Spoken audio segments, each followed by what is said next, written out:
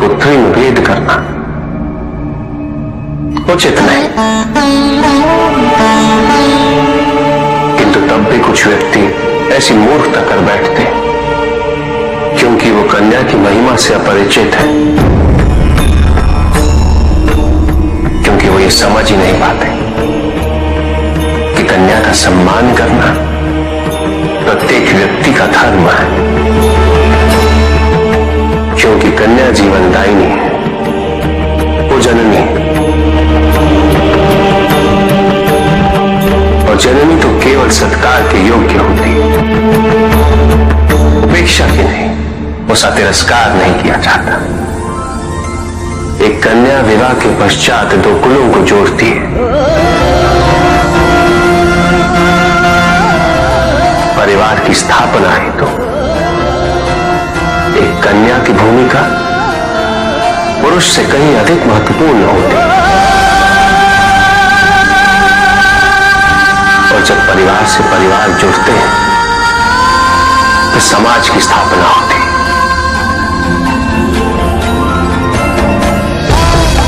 पुत्री को परिवार में, समाज में वही स्थान मिलना चाहिए, वही अधिकार प्राप्त होना चाहिए जो एक पुत्र को प्राप्त होते हैं।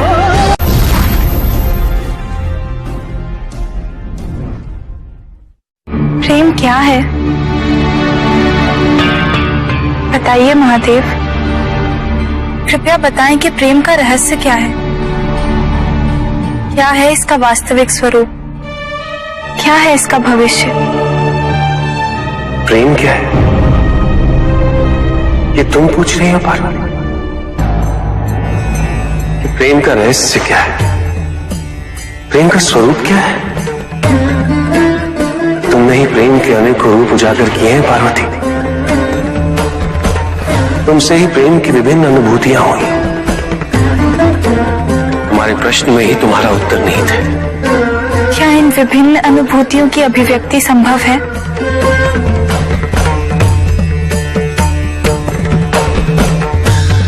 सती के रूप में जब तुम अपने प्राण त्याग मुझसे दूर चली गई,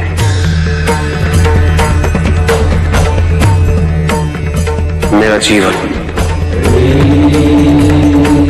मेरा संसार, मेरा दायित्व सब निरर्थक और निराधार हो गया। मेरे नेत्रों से अश्रुओं की धाराएं बहने लगी। अपने से दूर कर तुमने मुझे मुझसे भी दूर कर दिया पार्वती।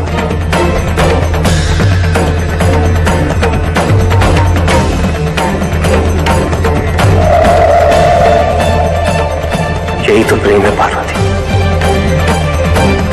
तुम्हारे अभाव में मेरे अधूरेपन की अति से इस सृष्टि का पूर्ण हो जाना, यही प्रेम है। तुम्हारे और मेरे पुनः मिलन करवाने हेतु इस समस्त ब्रह्मांड का हर संभव प्रयास करना, हर संभव षड्यंत्र रचना।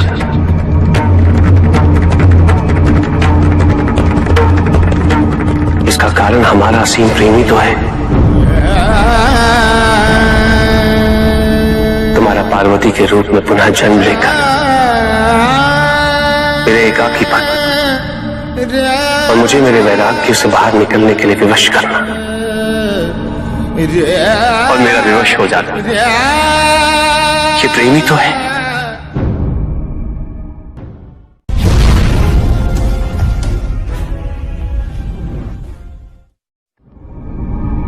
चंद्रमा उसी जल में प्रतिबिंबित होता है जो जल शांत है, स्थिर।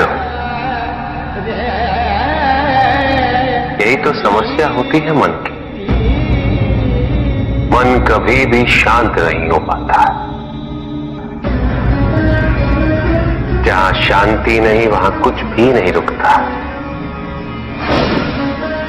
समुद्र की लहरों की भांति विचारों का उपद्रव मन को निरंतर स्थिर रखता। कुछ भी सुनने और समझने के लिए मन का मौन रहना आवश्यक है। किंतु मन मौन रहना नहीं जानता। वो तो निरंतर कुछ ना कुछ कहता रहता, प्रतिपल शब्दों का आक्रमण चलता रहता है मन पर, और यही आक्रमण है जिसके कारण व्यक्ति कभी भी शब्दों के परे नहीं जा पाता। जहां जीवन की सत्यता का बोध उसकी प्रतीक्षा कर रहा होता।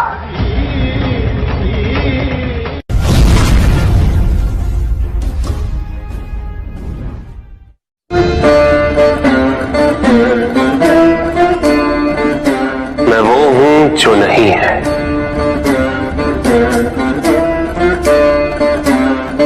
जो नहीं है वो मैं हूं।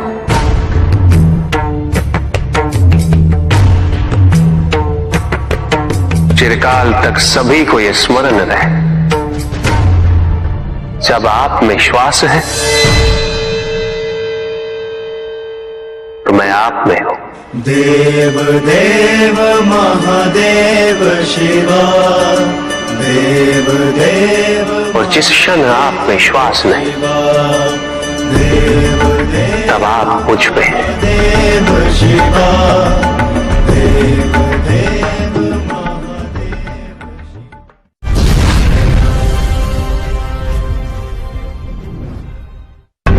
सत्य को जानने के लिए वन में जाना अनिवार्य नहीं है। अपने निजी, पारिवारिक और सामाजिक दायित्वों का परित्याग भी आवश्यक नहीं है। सत्य तो सदैव हमारे साथ है, हमारे सामने है, किंतु हम स्वयं धीरे धीरे उस पर अपने क्रोध, अपने अहम, भय, विचार और महत्वाकांक्षाओं जैसे कई आवरण चढ़ा देते हैं। सत्य हमसे नहीं, हम स्वयं सत्य से दूर हो जाते हैं।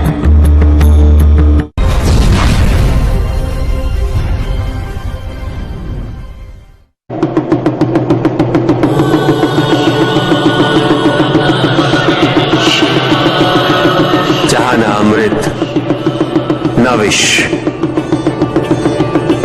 न सुख, न दुख, न स्वर्ग, न नरक, वही परम आनंद है। उसी परम आनंद तक की यात्रा है तुम्हारी।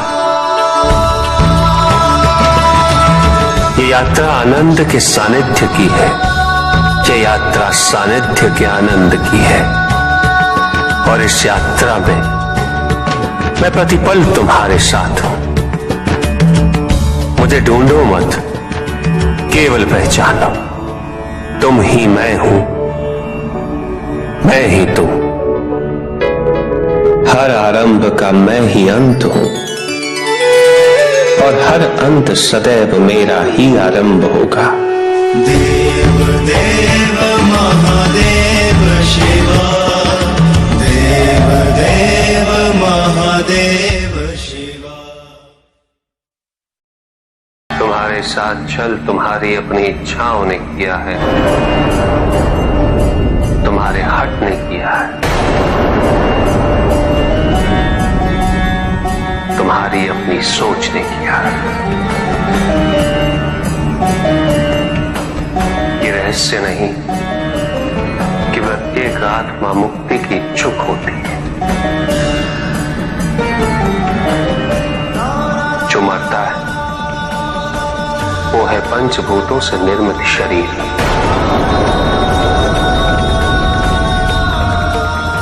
किंतु आत्मा तो अजर है, अमर है।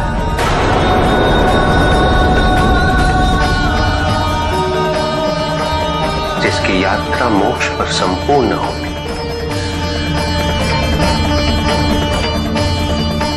जहां सांसारिक बंधनों से व्यक्ति मुक्त हो जाता है।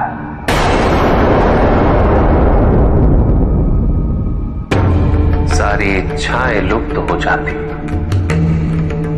किंतु तुमने तो कभी सत्य की खोज ही नहीं की। तो सदैव उन तत्वों को ढूंढते रहे जो तुम्हारे अहंकार के पोषण हेतु आवश्यक थे।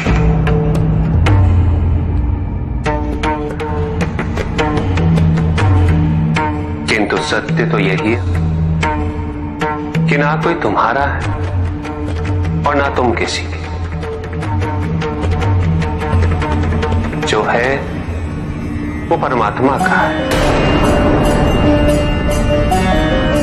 और जो नहीं वो भी परमात्मा का ही है। इस शरीर में तुम इस सत्य से अनभिज्ञ हो, किंतु इस शरीर के पूर्व तुम्हें इस सत्य का बोध था और इस शरीर के पश्चात भी रहेगा। प्रश्न ये है कि क्या तुम इस सत्य को अभी स्वीकार करना चाहते हो?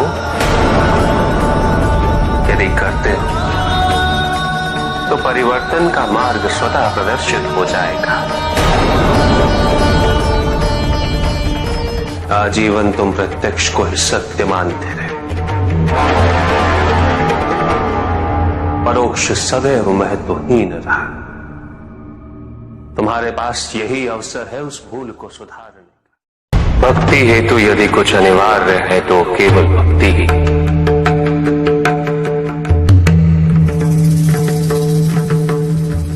किंतु प्रश्न ये है कि क्या आपकी भक्ति संपूर्ण है? विश्वास और भ्रम के बीच की रेखा अत्यंत महीन होती है।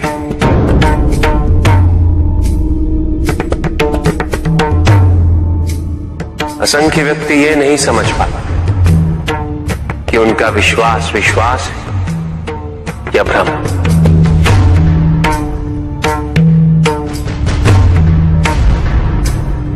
मुझ तक पहुंचने के लिए किसी और की आराधना अनिवार्य नहीं। मेरे सच्चे भक्त तो मुझे किसी भी रूप में पूज सकते हैं, किसी भी रूप में प्राप्त कर सकते हैं। ओम नमः शिवाय। पुरुष और प्रकृति एक है, वो कभी पृथक नहीं हो सकते। शक्ति शिव के बिना अधूरी है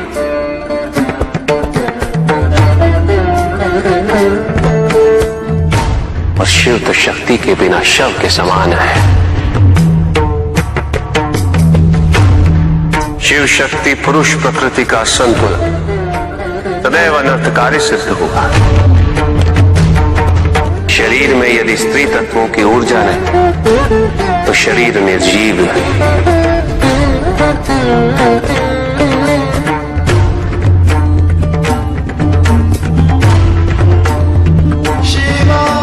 शक्ति और शिव के संपूर्ण रहस्यों को समझ लेना भक्ति, ज्ञान और तपस्या की पराकाष्ठा है।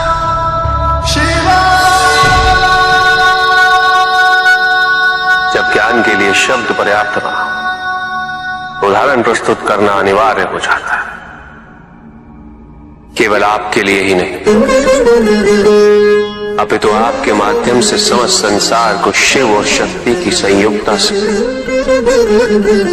पुनः अवगत कराना इस प्रसंग का उद्देश्य था, जो पूर्ण हुआ। महादेव महादेव।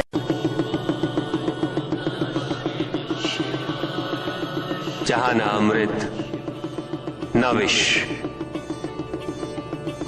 न सुख न दुख, न स्वर्ग न नरक, वही परम आनंद है। उसी परम आनंद तक की यात्रा है तुम्हारी। ये यात्रा आनंद के सानिध्य की है, ये यात्रा सानिध्य के आनंद की है। और इस यात्रा में मैं प्रतिपल तुम्हारे साथ हूं। मुझे ढूंढो मत, केवल पहचानो तुम ही मैं हूं, मैं ही तुम। हर आरंभ का मैं ही अंत हूं और हर अंत सदैव मेरा ही आरंभ होगा।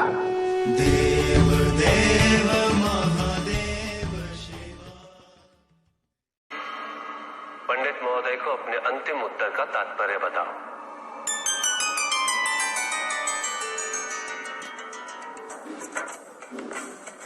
तात्पर्य ये है पंडित जी,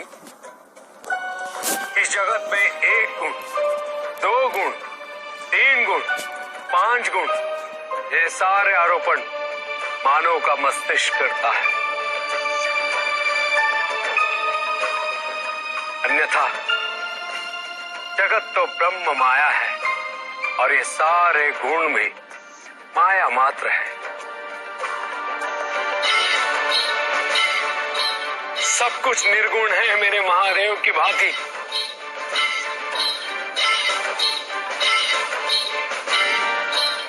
और गुण तो मात्र लीला का नाम है।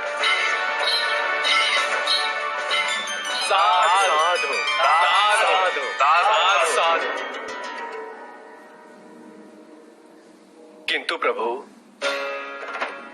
ऐसा कोई ज्ञान तो इस संसार में है ही नहीं। वेद तो ईश्वर की आराधना, व्रत, तप, ज्ञान आदि क्रियाओं से करना सिखाता है। तो फिर निर्गुण वाली बात सत्य कैसे हो सकती है? वेद में ही सारा ज्ञान है पंडित महोदय। वेद का सही अर्थघटन करना इस समय संभव नहीं।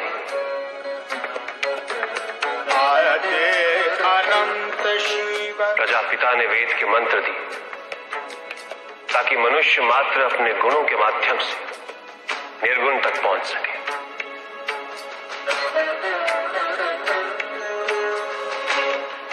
किंतु आप सब गुणों की मीमांसा में ही रुक गए। प्रश्न भी आपका और उत्तर भी आप ही का। व्रत, तप, दान, यज्ञ इत्यादि से ही संसार का निर्वाह होता है। किंतु उसी वेद में ईश्वर प्राप्ति के लिए निर्गुण बनने का मार्ग छिपा हुआ है। उस ज्ञान को आप देख नहीं पाते पंडित महोदय। इसीलिए अपने आप को देवताओं से अधिक ज्ञानी समझते।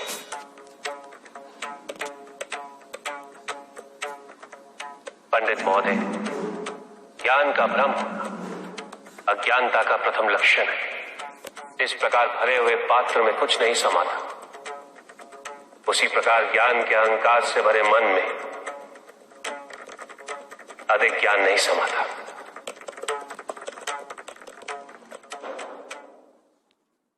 पूछ सकता हूं? अवश्य ऋषि कश्यप। जहां प्रश्न नहीं वहां जिज्ञासा नहीं, और जहां जिज्ञासा नहीं होती वहां ज्ञान की वृद्धि नहीं हो सकती। निसंकोच होकर पूछिए।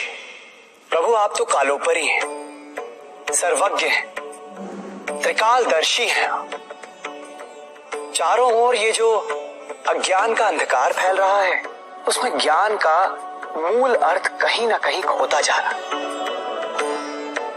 मेरा आपसे विनम्र निवेदन है प्रभु, किसी अन्य विषय पर चर्चा आरंभ करने से पूर्व हमारे और इस समस्त संसार के कल्याण और मार्गदर्शन हेतु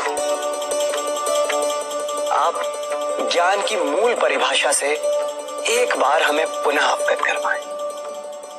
ज्ञान और अज्ञान की परिभाषा को स्पष्ट रूप से समझने के लिए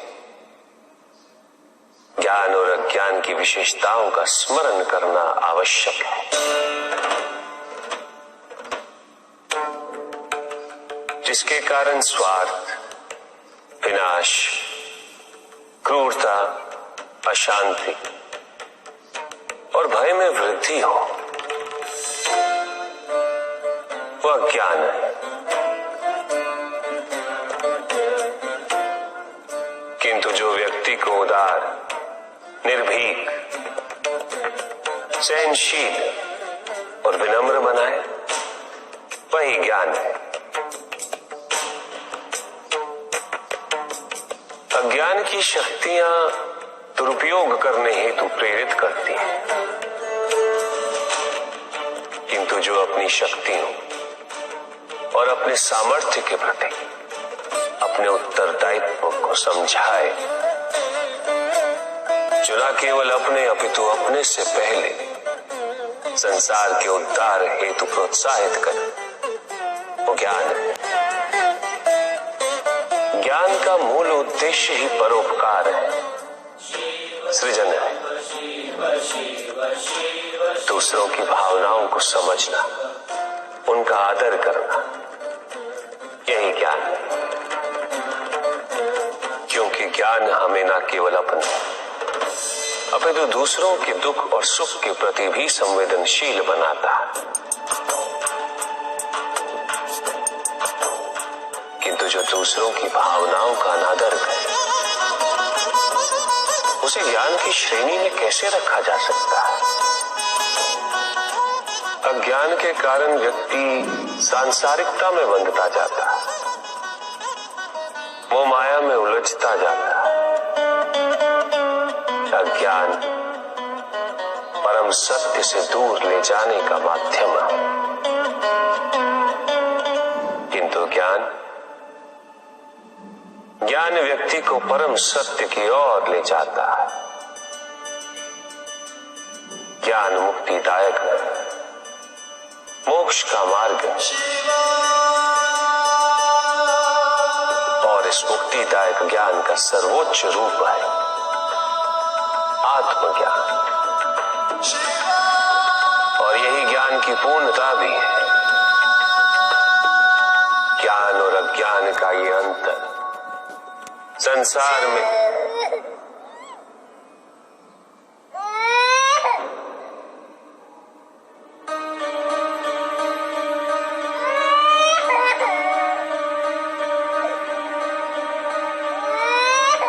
ऋषि कश्यप, ये तो किसी शिशु का क्रंदन है।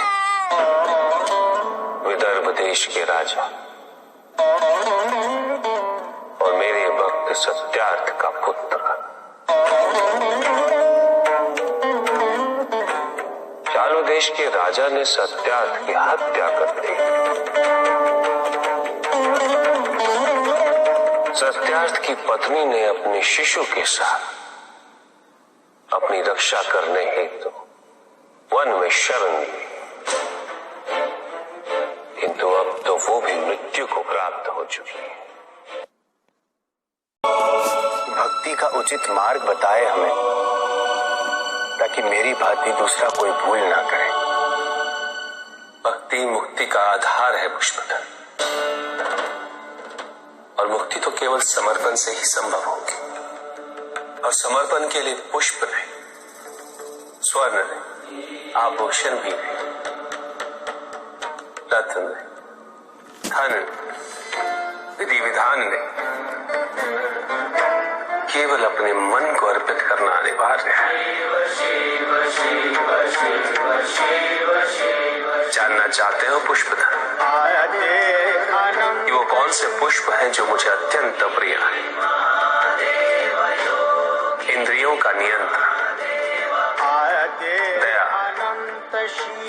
शांति, तप, क्षमा, ध्यान और सत्य। और जब कोई मेरे इन पुष्पों से आराधना करे, मैं अवश्य प्रसन्न होता। भक्ति में भव्यता आवश्यक नहीं है पुष्पदल, अभी तो सरलता आवश्यक है। भक्त के लिए ये समझना अत्यंत कठिन हो जाता है, प्रायः भक्ति कब मोह में परिवर्तित हो जाती है। और ऐसे में पथ भ्रमित होना अनिवार्य है।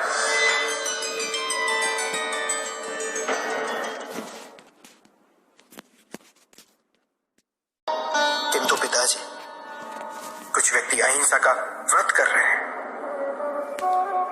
किंतु अधिकांश व्यक्ति तो अस्त्र शस्त्रों से सुसज्जित होकर घूम रहे हैं। शरीर की रक्षा के लिए बड़े दुर्ग बनाए जा रहे हैं, कवच बनाए जा रहे हैं, क्योंकि उन्होंने स्वयं योग और शुभता के कवच का त्याग कर दिया पुत्र।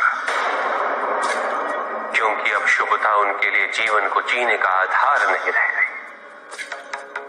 क्योंकि योग तो अब केवल उनके लिए एक कठिन सी साधना है। जो व्यक्ति, जो समाज योग से और साधना से जितना विमुख होगा, वो समाज आत्मरक्षा के लिए कवच, दुर्ग और अस्त्रों और शस्त्रों के निर्माण हेतु सदैव विवश होगा। व्यक्ति के अंतर मन से शुभता जितनी ही क्षीण होती जाएगी, योग की अग्नि जितनी कम होती जाएगी, उसके जीवन में अंधकार की अग्नि भी उतनी ही प्रचंड होती जाएगी। समाज में ऐसे अभिमानी और अहंकारी व्यक्तियों की संख्या सदैव बढ़ती रहेगी पुत्र। समाज में उतनी ही तीव्रता से युद्ध और अस्त्रों के अनुनाद की दिशा में अग्रसर होगा। किंतु पिताजी, जो समाज योग शुभता से विमुख होता जा रहा है, उन्हें कैसे लौटाया जाए? प्रयत्न चाहे एकमात्र किसी के भी धरातल पे चले। जब तक सृष्टि के किसी भी अंश, जब तक एक प्राणी की शुभता और योग के द्वारा इस समाज को संचालित करने के लिए प्रयत्नशील रहेगा, जब तक वो शुभता और योग को केवल शोभा की वस्तु नहीं समझेगा, तब तक सृष्टि में शुभता की पराजय असंभव है पुत्र। तब तक योग, बल और शुभता का समापन नहीं हुआ। परिस्थितियां कैसी भी विकट हो पुत्र, अहंकार के अंधकार का आवरण चाहे कितना भी घना हो, आध्यात्म, योग और शुभता का एक लघु दीपक भी सदैव उस पर विजयी होता रहेगा। मेरा एक कथन सदैव स्मरण रखना पुत्र, मन के हारने से हार और मन की जीत में ही जीत होती है। अपने मन से शुभता और योग को तुम कभी भी विस्थापित नहीं होने देना। स्वामी, असुरों को ऐसा क्यों लगता है कि देवताओं के पतन में ही उनका उत्थान है? क्यों वो दोष अपने आचरण में नहीं देख पाते? स्वामी, असुर समाज इस प्रकार कभी भी स्थिरता प्राप्त नहीं कर सकेगा। हाँ पार्वती, किसी का पतन किसी के उत्थान का आधार नहीं बन सकता। उत्थान तो व्यक्तिगत होता, आंतरिक होता। जब किसी समाज में प्रत्येक व्यक्ति इस आंतरिक उत्थान के लिए अग्रसर है, तभी समाज में परिवर्तन वास्तविक रूप से संभव है। प्रतिशोध में हिंसा, हिंसा जितनी क्षति किसी दूसरे को पहुंचाती है पार्वती, उससे कहीं अधिक क्षति स्वयं को पहुंचाती। असुरों में सदैव केवल यही देखा कि उनके साथ अन्याय हो रहा है। उन्होंने परिस्थितियों और व्यक्तियों को दोष देकर प्रतिशोध लेने का प्रयास किया, किंतु किसी ने कभी ये नहीं सोचा पार्वती कि जिसे वो अन्याय समझ रहे या वास्तविकता में वो अन्याय है भी या नहीं, और यदि अन्याय है तो उसके कारण क्या। असुरों ने कभी भी अपने अंतर मन में झांक कर नहीं देखा कि क्या कभी उनसे भी कोई भूल हुई थी। आत्मविश्लेषण का कभी कोई प्रयास नहीं किया। उन्होंने सदैव केवल यही समझा कि त्रिदेव ने और देवताओं ने उनके साथ विश्वासघात किया, किंतु उन्होंने अपने द्वारा किए गए विश्वासघात पर कभी विचार नहीं किया। उन्होंने जब भी जो भी वरदान वर मांगा है उन्हें अवश्य प्राप्त हुआ है, किंतु विडंबना देखो, उन्होंने उन वरदानों का सदैव दुरुपयोग ही किया, व्यक्तिगत कारणों के लिए, महत्वाकांक्षाओं की पूर्ति के लिए। तो केवल अविश्वास से आती है, स्थिरता के लिए विश्वास अनिवार्य। विश्वास और शांति की निरंतरता बनाए रखना कैसे संभव है? इस नकारात्मकता का प्रसार हम कैसे रोकें प्रभु? केवल इस जागरूकता से कि सब कुछ अहम से संबद्ध नहीं। जब भी किसी व्यक्ति के कार्य में अहम भाव प्रबल हो तो अहंकार, व्यक्ति जैसा भी हो उसे अस्तित्व केवल वैसा ही प्राप्त होता है। व्यक्ति यदि अपने कर्मों के लिए अपने को उत्तरदायी समझे तो वो स्वतंत्र था। जब तक व्यक्ति किसी और को उत्तरदायी समझेगा तब तक वो निर्भर रहेगा। व्यक्ति यदि ये सोचे कि उसके दुख का कारण कोई और है तो सुखी कैसे रह पाएगा? यह असंभव है, क्योंकि दूसरों को परिवर्तित करना उसके वश में नहीं, वो तो केवल अपने आप को परिवर्तित कर सकता है। यही एक स्वतंत्रता है उसके पास। जो पीड़ा है, जो कष्ट है, व्यक्ति के अपने फल है, अपने निर्णय के फल। और जिस दिन वो अपने निर्णय परिवर्तित कर ले उसी दिन उसके जीवन में परिवर्तन भी आ जाएगा। जिन्होंने जीवन के प्रति घृणा सिखाई उन सभी व्यक्तियों ने पृथ्वी को नर्क बनाने में अपना योगदान दिया। इसलिए अधिकांश व्यक्ति अपने दोष, अपनी त्रुटियां और अपनी व्यर्थता को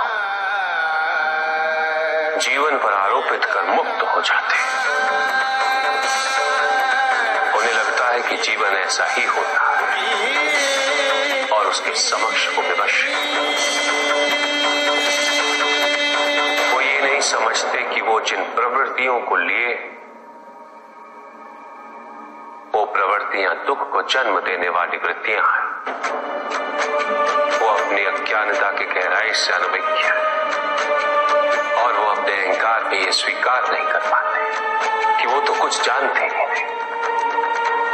अहंकार सर्वज्ञता का भ्रम उत्पन्न करता है। न जानने की स्वीकृति बहुत बड़ी विनम्रता है और वही पवित्रता भी है। हमें संसार में संतुलन को बनाए रखने के लिए पवित्रता के आधिक्य की आवश्यकता है। किंतु प्रभु, इस पवित्रता में कौन से लक्षण अनिवार्य हैं? अनेकों लक्षण हैं, किंतु इन परिस्थितियों में जो सबसे अधिक महत्वपूर्ण है वो है सतित्व। सकारात्मक ऊर्जा का सबसे पावन स्वरूप सतित्व।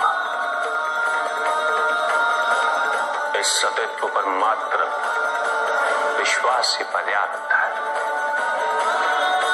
व्यक्ति को सुरक्षित रखने के लिए।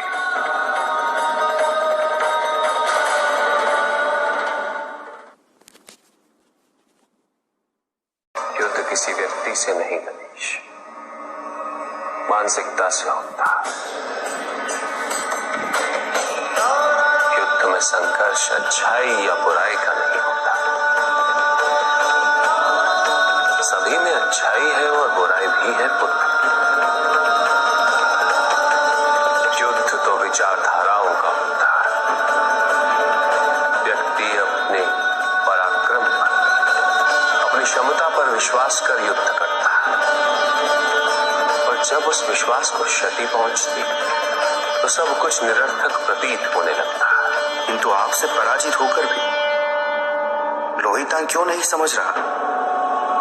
उसे अपनी स्वतंत्र इच्छा का उपयोग कर उचित मार्ग पर चलने का प्रयास करना चाहिए। व्यक्ति अपने को खो दे समझती है, व्यक्ति अपने को समर्पित कर दे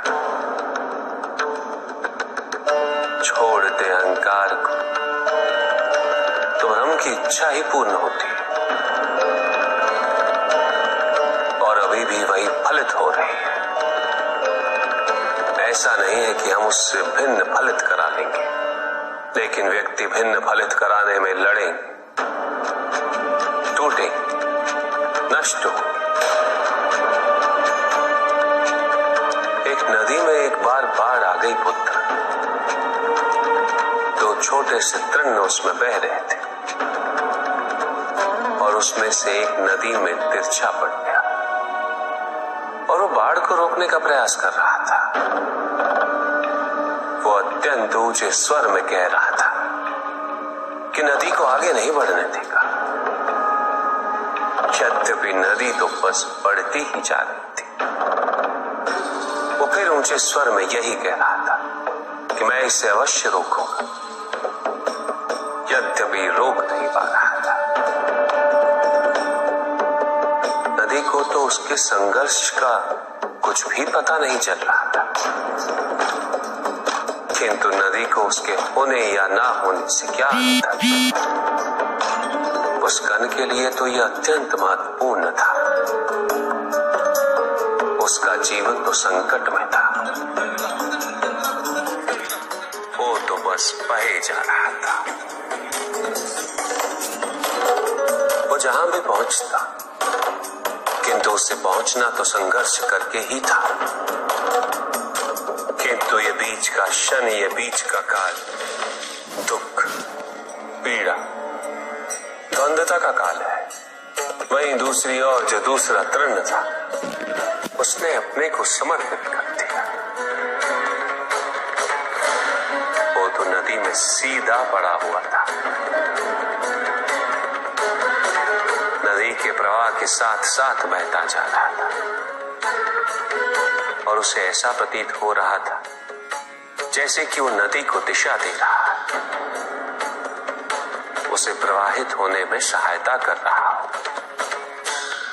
वो तो ये निश्चय कर बैठा था कि नदी को समुद्र तक पहुंचाकर ही रहेगा, किंतु नदी को उसकी उपस्थिति का भी आभास नहीं था। नदी पर उन दोनों के होने या ना होने का कोई प्रभाव नहीं था। नदी तो बस बहे जा रही थी। ब्रह्म की इच्छा को जाना नहीं जा सकता, किंतु ब्रह्म के साथ एक अवश्य हुआ जा सकता है और तब व्यक्ति की अपनी इच्छा तो खो ही जाती है, केवल उसकी इच्छा ही शेष रह जाती है। द्वैतांग को अपनी आगे की यात्रा पूरी करने हेतु अत्यंत महत्वपूर्ण निर्णय अवश्य लेने होंगे। केवल उसके अहंकार को, अभी तो उसके आत्मसम्मान को भी क्षति पहुंची। जहां से इस युद्ध का अंत हुआ है, वहीं से लोहितांग के अंतर युद्ध का आरंभ हुआ है और जो भीतर पराजित होता है, उसे हर दिशा में केवल पराजय ही दिखती है।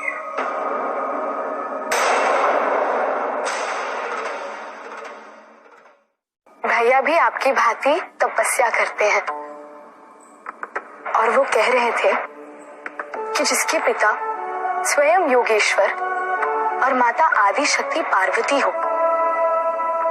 उसका तपस्वी होना पूर्व नियत ही नहीं, अपितु उसका धर्म होता है।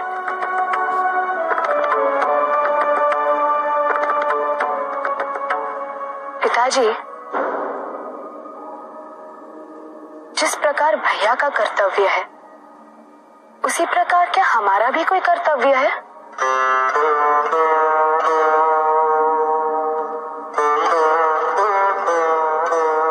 अवश्य है पुत्री।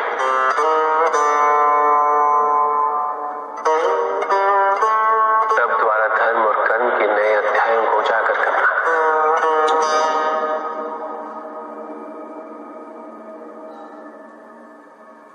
किंतु आप महादेव हैं और हम आपकी पुत्री।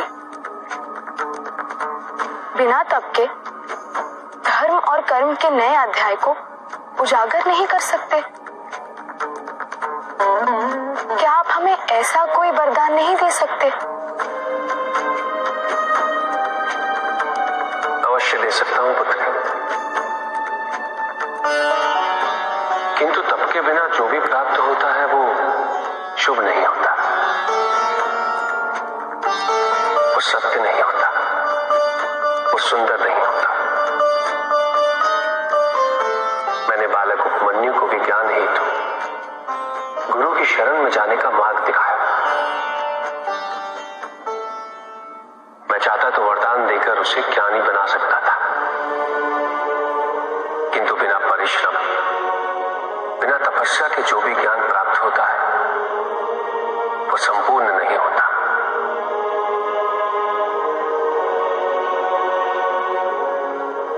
तुम्हें सभी सुखों की प्राप्ति होगी,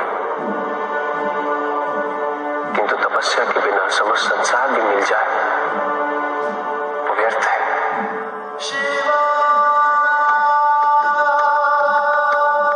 तुम्हारी माता ने भी मुझे प्राप्त करने के लिए घोर तपस्या की थी। तो क्या हम भी नहुष को बिना तपस्या के प्राप्त नहीं कर सकते? अवश्य प्राप्त कर सकते हैं, किंतु तपस्या के पश्चात नहुष को प्राप्त करने का सुख कुछ और ही होगा पुत्री। उस संबंध की परिपक्वता अतुलनीय होगी। उस विवाह से तुम जिन महान दायित्वों की पूर्ति करने जा रहे हो उसका मार्ग तपस्या से ही प्रशस्त होगा।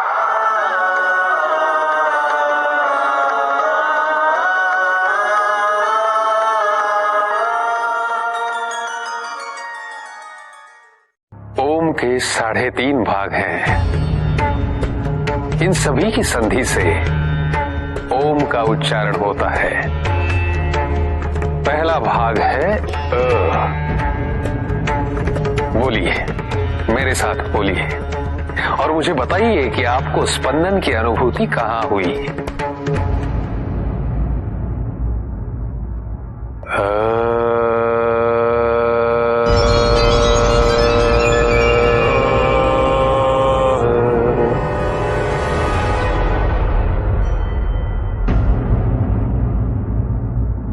बताइए, स्पंदन का आभास कहां हुआ आपको? यहां नीचे की ओर। वो आपका ब्रह्मस्थान है। ब्रह्मस्थान। अ की ध्वनि ब्रह्मदेव के साथ ही स्पंदित होती है।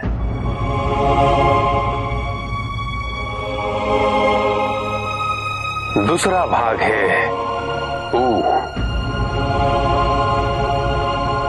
कहिए, मेरे साथ कहिए।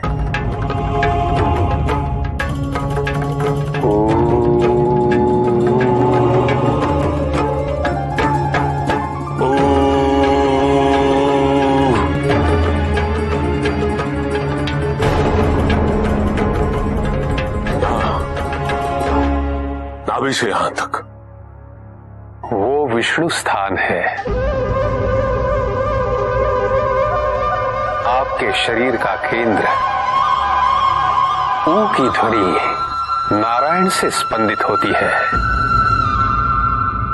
और तीसरी है म।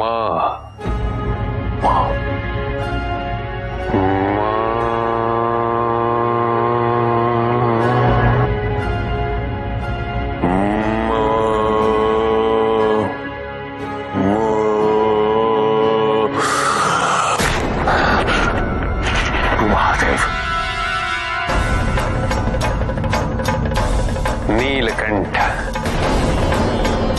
हम सभी के कंठों में वास करते हैं वो। केवल हमें उनका आह्वान करना आना चाहिए।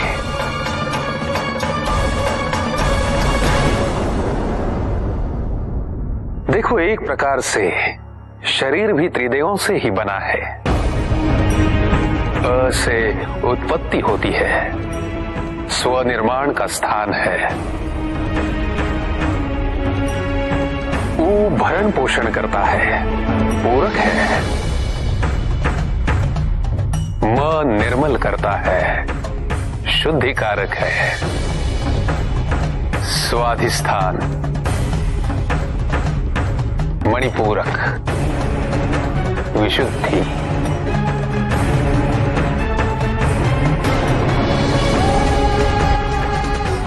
त्रिदेवों की अर्धांगिनियां भी अपने अपने स्वामियों की सहायता करती है। ज्ञान युक्त सृजन में ब्रह्मदेव के साथ माता सरस्वती है। श्रीव संपदायुक्त पोषण हेतु नारायण के साथ माता लक्ष्मी है। विनाश और पुनरुत्थान हेतु महादेव के साथ माता पार्वती है। तुमने तो कहा था कि 3.5 है पिपलाद, किंतु तुमने तो 3 ही बताई। अर्धभाग कौन है? मुझे प्रसन्नता हुई जानकर कि आप बड़े ध्यान से सुन रहे हैं। 3 नादों के उपरांत आंशिक नाद उसका है जिसमें तीनों निहित हैं, परंतु जिसका नाद नहीं होता, अर्थात शून्य, शांति।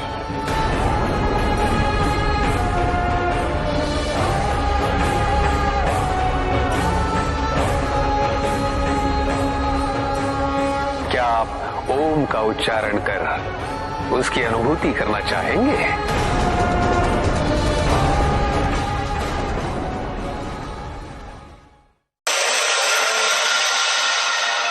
तुमने मुझ पे प्रहार किया,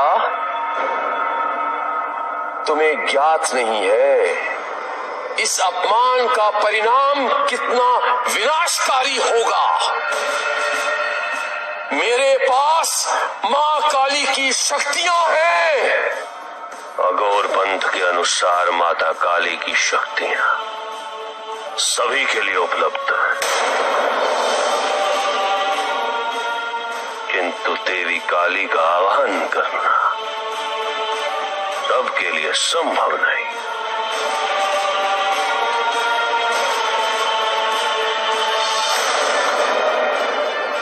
संभव नहीं, आवाहन करना संभव नहीं। मूर्खम मूर्खम मूर्खम।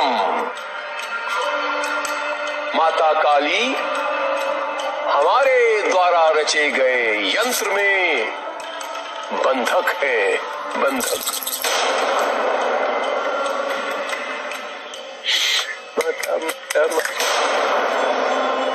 उनकी ऊर्जा हमारे द्वारा रचे गए उस यंत्र में अवशोषित है। इसीलिए हम जब चाहें जैसे चाहें उसका उपयोग कर सकते हैं। ये सब ज्ञात होते हुए भी तुम उसका दुरुपयोग करना चाहते हो। मृत्यु मिलेगी तुम्हें, तुम्हें मृत्यु। मूर्खम। मृत्यु आश्चर्य है मुझे। एक अघोरी मृत्यु का भय दिखा रहा है।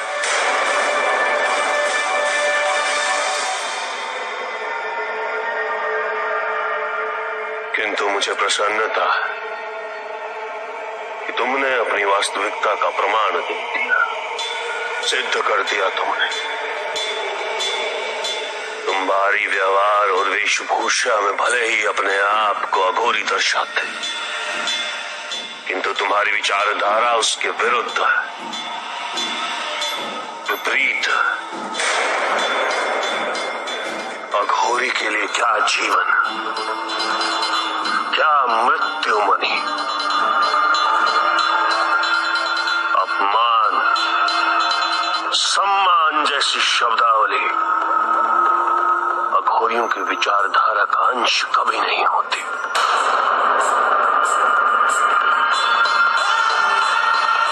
अघोर का अर्थ है कि वो जो घोर ना हो,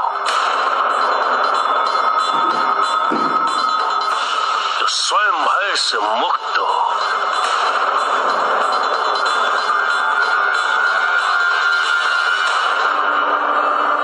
सरल जीवन सहज विचार जिसके प्रमाण हो, वही है सच्चा अघोरी। तुम कहते हो कि काली को तुम्हारे द्वारा दी गई बलि अति प्रिय है, उसे मनुष्यों का रक्त अति प्रिय है।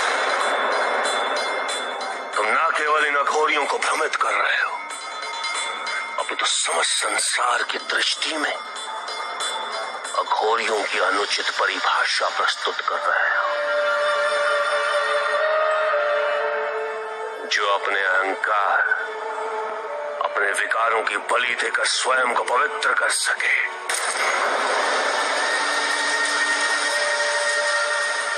वही है सच्चा अघोरी।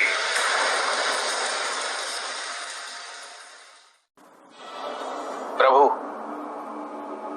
क्या संसार में केवल सुख का होना संभव नहीं है? प्रत्येक आत्मा का लक्ष्य केवल सुख की प्राप्ति ही तो है।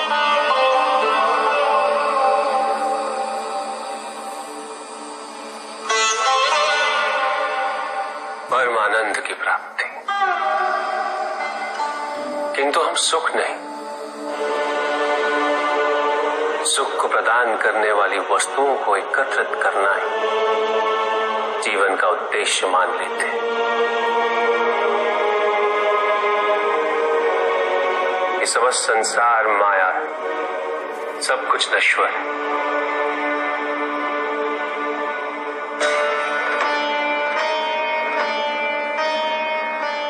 जिन वस्तुओं को हम सुख का स्रोत समझकर एकत्रित कर रहे हैं, वो सदैव नहीं रहेंगे।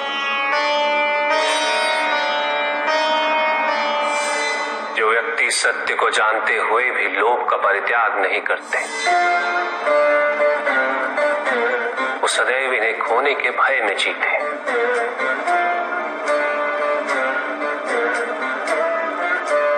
और जो व्यक्ति सत्य को जानते ही नहीं, वो अहंकार में जीते।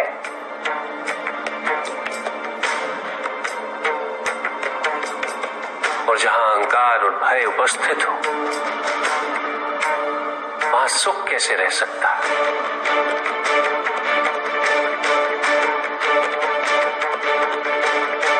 किसी को ये दुख है कि उसके पास कुछ भी नहीं,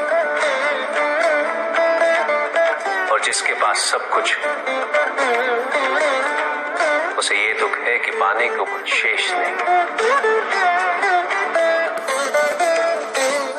सुख को हम स्वयं अपने दृष्टिकोण से परिभाषित कर देते हैं, जबकि वास्तविकता इससे भिन्न है।